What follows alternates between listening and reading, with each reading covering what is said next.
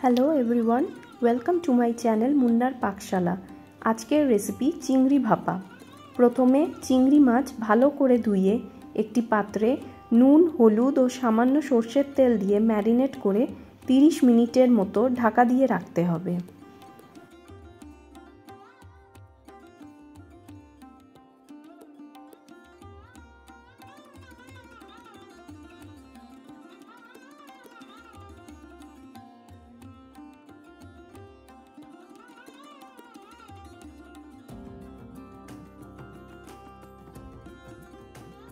এবার 2 থেকে 3 চামচ গোটা সর্ষে 20 মিনিট পরিষ্কার জলে ভিজিয়ে রাখতে হবে।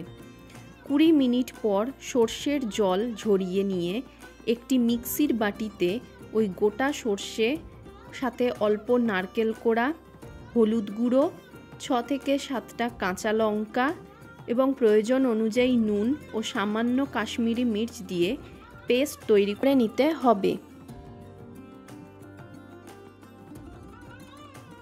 এবার অন্য একটি স্টিলের বাটিতে আগে থেকে বানিয়ে রাখা পেস্ট দিয়ে দিতে হবে এবং সাথে 2 চামচ টক দই, 1 চামচ সর্ষের তেল, ম্যারিনেট করে রাখা চিংড়ি মাছ ভালো করে মিশিয়ে নিতে হবে।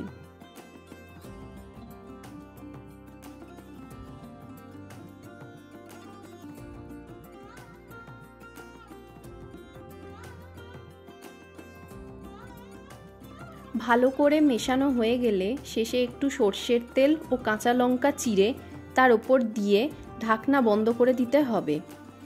এবার একটি বড় পাত্রে আগে থেকে জল গরম করে রাখতে হবে, যার মধ্যে একটি স্ট্যান্ড বসিয়ে এই চিংড়ির বাটিটি বসিয়ে দিতে হবে।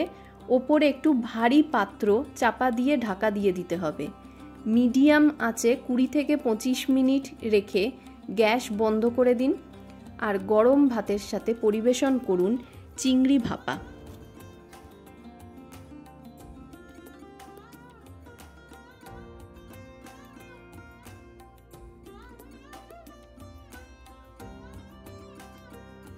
আমার রান্নাটি যদি আপনাদের ভালো লেগে থাকে তাহলে আমার চ্যানেলটি সাবস্ক্রাইব করে দেবেন এবং আমার ভিডিওটি লাইক এবং শেয়ার করে দেবেন। ধন্যবাদ।